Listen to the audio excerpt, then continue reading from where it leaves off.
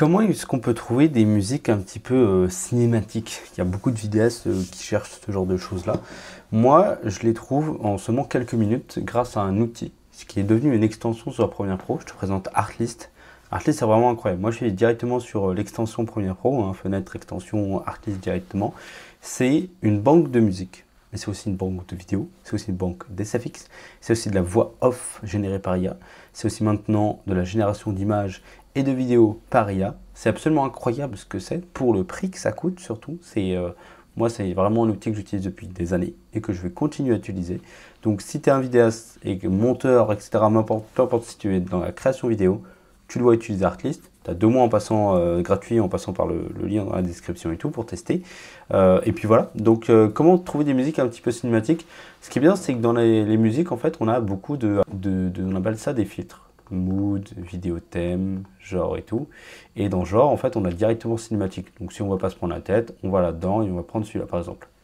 Voilà, on peut voir directement avec les waveforms que c'est différent. En termes de cinématique, à un moment ça pète, puis ça se calme, puis ça repète, etc. Donc là, ça monte tranquillement, et puis à un moment ça va péter. Ici, ça va péter.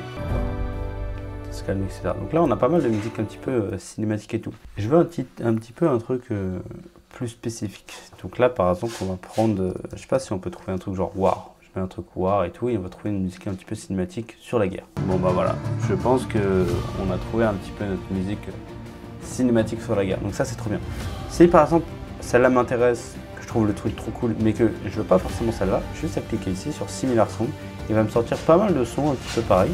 Et si cette musique elle me plaît vraiment, je veux la télécharger, je clique ici, et qu'est-ce que ça va faire? Ça me l'ajoute directement sur Premiere Pro, je la mets sur ma timeline, et là je l'ai. Voilà, on a du coup directement une musique cinématique pour du coup notre projet et tout, par rapport à la guerre, par rapport à n'importe quel autre filtre que tu mets, hein. Tu peux mettre des filtres d'émotion, tu peux mettre vidéo thème et tout, par exemple tu veux un truc documentaire, un truc commercial, du gaming, ça, tu mets un petit peu ce que tu veux, et il va te trouver des musiques de fou, et tu vois, moi tout ce qui est là en jaune, c'est des musiques que j'ai déjà utilisées.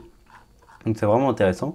Et puis voilà, donc pour Artlist, encore une fois, tu as 2 mois en passant par le lien qu'il y a dans la description. Puis voilà, dis-moi si tu connaissais, si tu l'utilisais de cette façon-là ou pas. Puis voilà, je te fais des gros bisous.